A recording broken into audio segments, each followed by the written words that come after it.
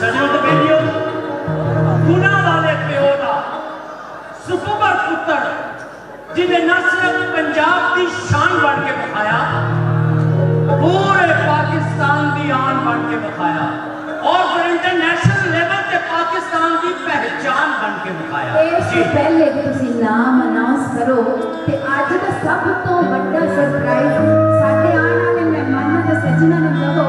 मैं चाहनी हां एक भरपूर ताली होनी चाहिए साडी ऑर्केस्ट्रा टीम वास्ते जेडी हर परिवार के पीछे अपनी परफॉर्मेंस का चार चांद ला रही है। लास्ट आइटम में सुनियो मैं अपनी को होस्ट के नाम जेदा तुहानू है इंतजार टीम ले आए हूं ਤੁਹਾਡੀ भरपूर तालियों ਵਿੱਚ आरोप लोहारे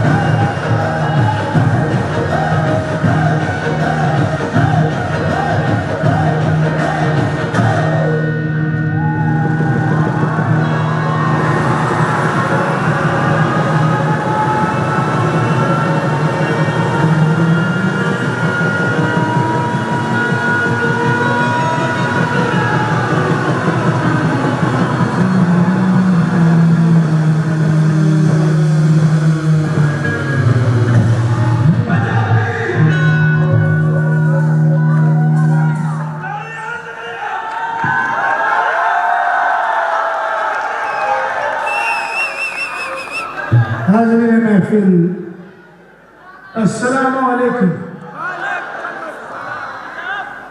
मेरे अजीज़म, रब इस धरती नूं बादशाह रखे, मेरे मुल्क की सरजमीन नूं बादशाह रखे, जिदे वास्ते पूरी दुनिया च असीं जाके अपने मुल्क नूं रिप्रजेंट करने पेश करते हैं। सानू बड़ी दाद मिलती है। सूफी मेरी तरक्की का बोल, चंद बोल अगर थोड़ी इजाजत हो तो मैं मेरे वालिद साहब के पढ़े हुए हजरत मियाँ मोहम्मद साहब के कलाम चू बाबा नजमी साहब तशरीफ रखते हैं।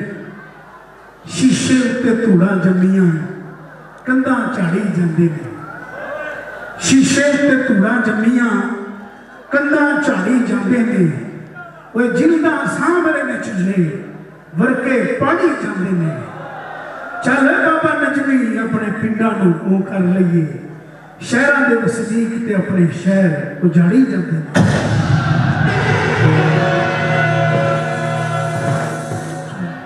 मैं पग अपने पुत्र नूं तां बनाई है, उन्होंने दसिया कि पुत्र मां बोली शर्मिंदगी नहीं, गोदड़ी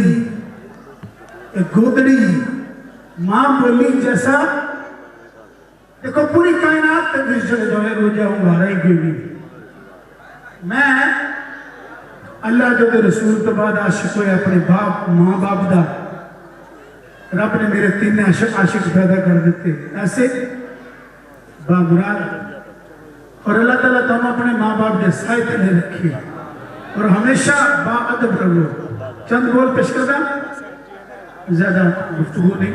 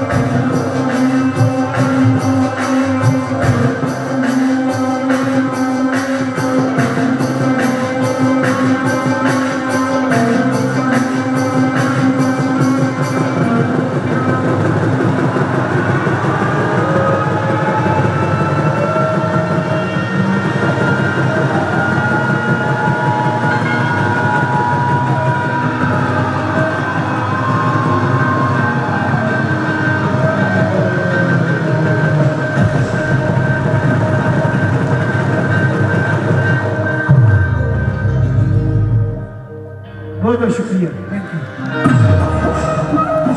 तालियां मार के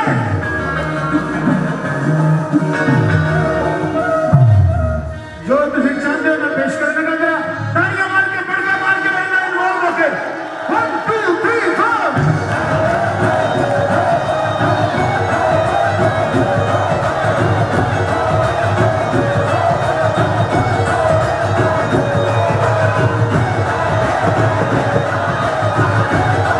Thank